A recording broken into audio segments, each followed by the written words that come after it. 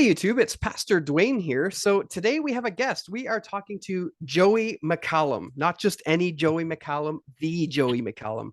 We're going to be talking about CBGM today because I still don't have a whole lot of idea about it, and I know that many of my viewers don't. So Joey, why don't you go ahead and say hello to the audience? All right. Hey, everybody. Really honored to be on here. I'm glad you're tuning in. I am a PhD candidate at Australian Catholic University, and my PhD thesis is on reconstructing the textual tradition of Ephesians with the help of computers. And I'm assuming that with the help of computers is a side reference to CBGM. Is that right? Not exactly. I'll be using Okay. other Okay. methods, but there's definitely a lot of interaction with the CBGM when I talk about methodology because it's such a big and important new method. You know what? We're going to come back to that because I'm curious about other methods. CBGM, it's an acronym that most people just associate with textual criticism and don't really know what it is or what it means. I know I can sound intelligent when I say coherence based genealogical method. And that's about as far as my understanding goes. So, what is CGBM? Okay, so the CBGM is a computer-assisted way for textual critics to refine their own judgments about the text of the New Testament or whatever text they're applying it to. It's also been applied to the Old Testament. The place where the computer comes in is in assessing coherence, which is sort of patterns of agreement and predominant directions of textual flow between witnesses. So when you say coherence, an example of coherence would be if like there were 30 manuscripts that had begotten son, they would be considered coherent, and then those which are only begotten God would those be separate but considered coherent on their own? So we would have two coherent groups. Is that how that works? It's a little bit more of like a big picture view. So you don't just base it on a single variation unit. You consider all of the places where there are variants in a book like John. And then if you have witnesses that agree with each other very consistently across all of those variation units or most of them, then you say, okay, these seem to be, there's a coherent relationship here. What I was describing just then is also described more specifically as pre-genealogical coherence, and that's just more fancy terminology, but it basically means degrees of agreement. So it's just purely, do these manuscripts say the same thing here, or do they not? Right. So then if you have, say, an entire manuscript, you said you're working on Ephesians, so this would be a good example for you. So if you have like 30 manuscripts in Ephesians and they all agree with each other, except for maybe two or three have a singular reading out one way, and maybe another manuscript has a singular reading out the other way, you would say, based on the fact that it's only one or two readings for the whole book, that those would be coherent. Yeah, so in a pre-genealogical sense, like because of how much they agree, you'd say they have a coherent relationship. What would be the cutoff? So how much disagreement does there have to be before they're no longer coherent? I think in some ways you have to eyeball it. I mean, if you go back through the history of methodology and New Testament textual criticism, you'll see, rules like I think Caldwell and Toon ended up saying like, oh, if they have at least 70% agreement, and then like there's a gap between that and how much they agree with things outside of their group. But again, that's all kind of just a heuristic. It's just sort of a rule of Right. thumb. Right. Okay. So then would I be wrong? I don't want to misrepresent you, but would I be wrong if I said that there's kind of a subjective component to defining what coherence is in regards to all these manuscript readings?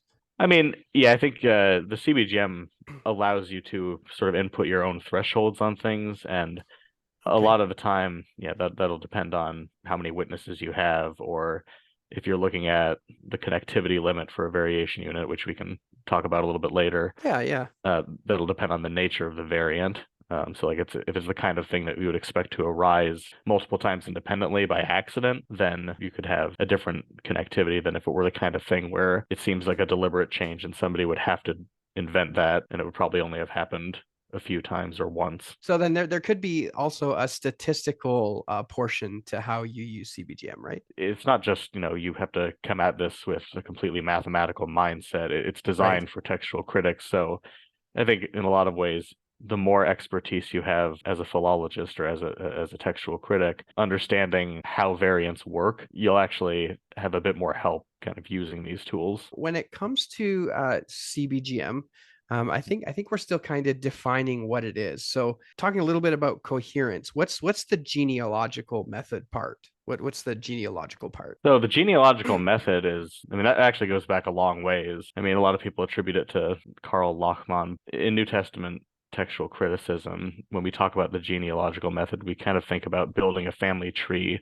of all the manuscripts that we still have surviving today. And the way that that's done traditionally is by identifying sort of these common errors that groups of manuscripts have. When you hear me say errors, that should already clue you in that like Yeah, there's judgment involved in that. It's not just a disagreement. It's about, that's we right. have to be able to decide that this reading is not correct for some reason and that it arose at some point for some reason. Is there any like temporal item involved in classifying things genealogically? Like, do you start with like the oldest manuscripts and sort of go out from there in a tree, or is there another sort of way about going about it? So traditionally, it's not really as much about the witnesses themselves as it is about the character of the readings. You want to pick out places where it seems like the case is really obvious, that like something is secondary and something is authorial. As you're probably aware, that doesn't happen as often as we'd like it to, but we use what we can sort of to establish some baseline relationship. You don't have to do this for all of the variation units, but if you can do it for enough of them, then in the traditional genealogical method, you could build up a putative family tree that relates the witnesses and then use that tree to kind of help you decide the other variants that you weren't as sure about at the beginning. So what you're saying then, just so I understand, Yeah. CBGM is less concerned with the age of the manuscript and more concerned with the type of reading it is. Well, that was more about the traditional genealogical method, Yep. but a lot of the same principles come into play for the CBGM, like the idea of kind of establishing these relationships on the basis of what we are more sure about, and then using that sort of in this iterative cycle to refine our knowledge about what we weren't as sure about. Yeah, I think you're at your question about like the temporal aspect or how much we care about the age of manuscripts. That's used more in the traditional genealogical method, but in the Okay. CBGM, because of how it's designed, you don't really let the ages of the witnesses come into play because you're working with their texts and not the artifacts themselves. Now, with CBGM, would you say that it has kind of supplanted the traditional method of textual criticism? So we're talking like Westcott Hort style, modern eclecticism. Is CBGM kind of the next step or the next evolution, if you will, of textual criticism? I think like throughout the 20th century, you started to get people like Eldon Epp and Gordon Fee who were looking at what was going on in the 20th century and Mhm. saying like we haven't made much progress since Westcott Hort, but we know that there's got to be something better we can do because with the biggest problem with Westcott and Hort was that they paid lip service to the genealogical method, but they really just did that so that they could rule out most of the Byzantine manuscripts at the beginning of the process and then Right. get into this analysis of, okay, so now we have the Western text and we have the Alexandrian text and then like this neutral text, which a lot of us kind of consider just an early Alexandrian text now.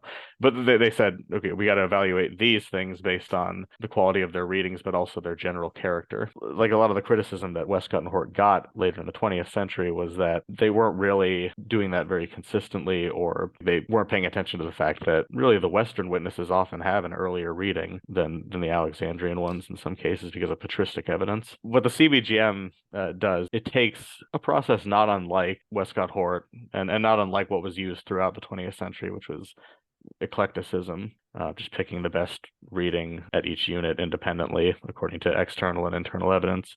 They basically kind of encode that in a way that can be read by a computer, and larger scale trends of relationships between the witnesses can be calculated by the computer.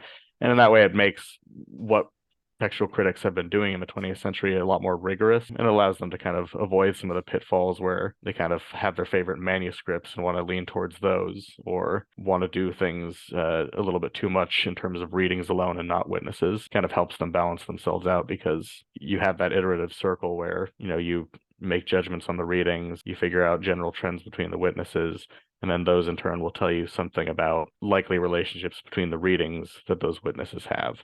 So then CBGM then would require lots and lots and lots and lots of digitized content, right? So each manuscript that you work with has to be keyed into the computer Mm. and essentially digitized. If you don't have the entire manuscript digitized, then it doesn't work. So how much of our current knowledge base of manuscripts has been digitized? So, I mean, thankfully, we're making great progress. I mean, I want to give a shout out to the International Greek New Testament Project, IGNTP, because they have been doing a lot of volunteer transcriptions and just getting a lot of, yeah, transcription work done on the manuscripts that are going to be used for the Editio Critica Maior in the coming years. But I had the privilege of doing some volunteer transcriptions for Ephesians years and years ago.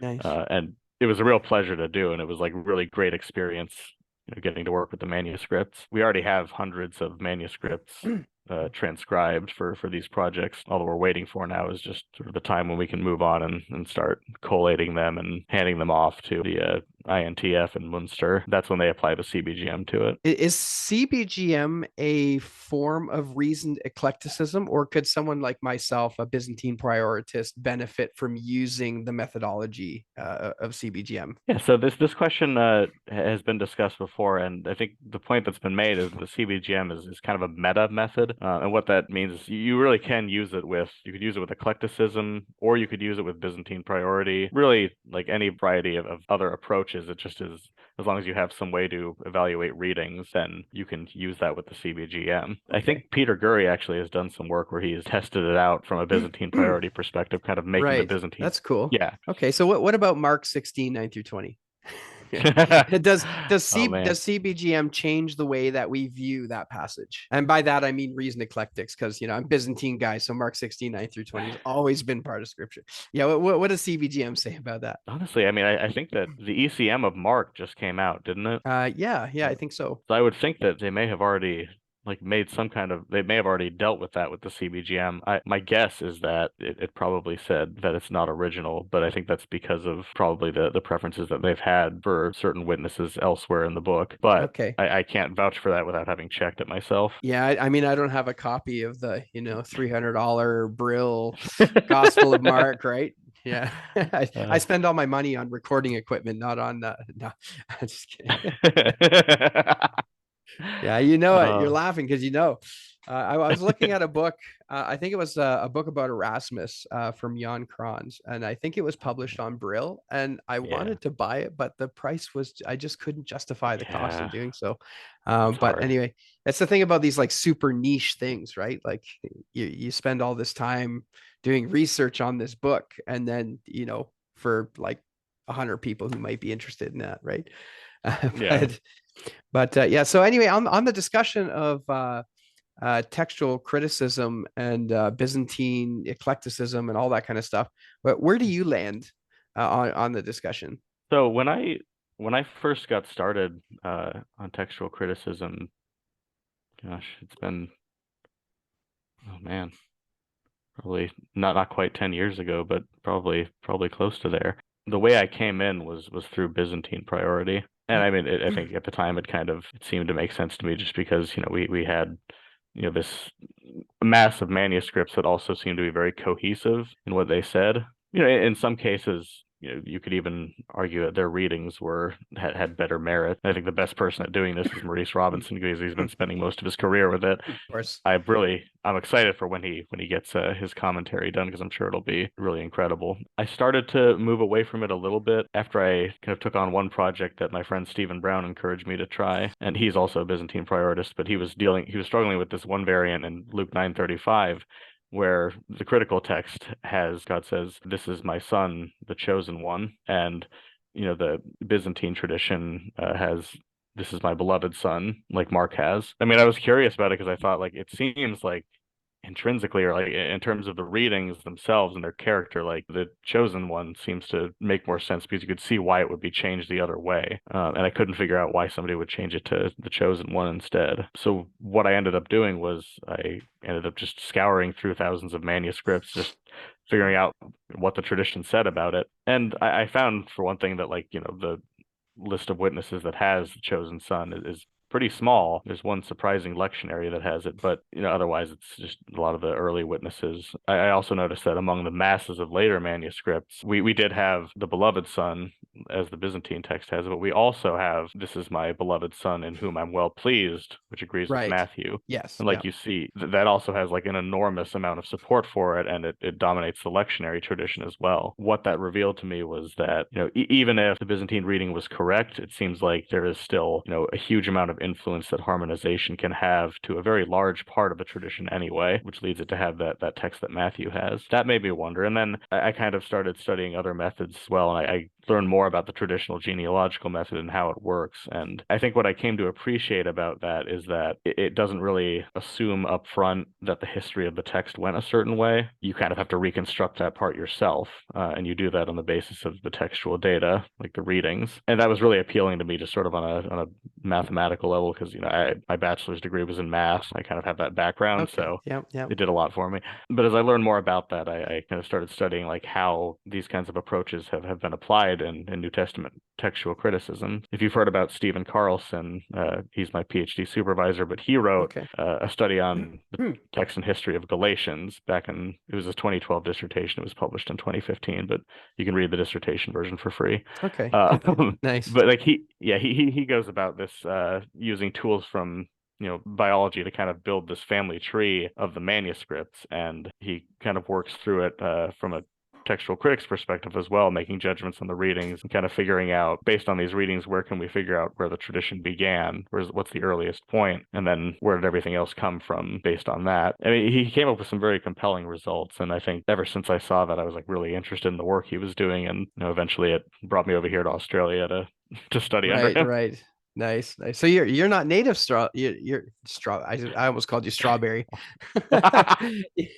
You're not a native Australian. No, no. So I grew up in the U.S. My Okay. wife and I lived in Virginia before we moved over here. Yeah, I was gonna say you didn't sound like an Australian, and gonna try and do the accent, but I this terrible accent, so I'm not even gonna try. I haven't picked it up very well yet either. Yeah, there you go.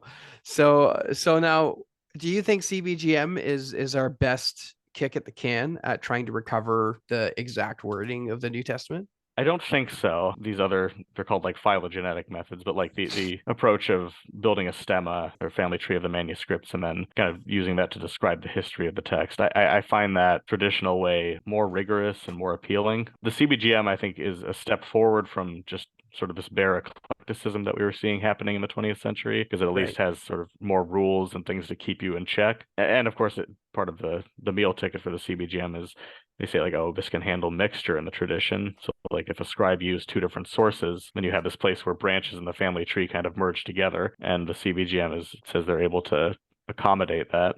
And the problem is, it comes at a cost, because in Right. the CBGM, you don't get to reconstruct hypothetical ancestors like you can in the traditional approach. CBGM, you just use the witnesses that are still surviving and you use them as proxies for their own ancestors. Sometimes that works out okay. I mean, the idea is, of course, that a very late manuscript can still preserve very early readings. It's about the text and not the manuscript that contains it, but that doesn't happen all the time. And I Right. think being able to kind of reconstruct the common parent of two somewhat different witnesses based on the things that they have in common and how they might have changed independently is a much more valuable tool in reconstructing Okay. a history.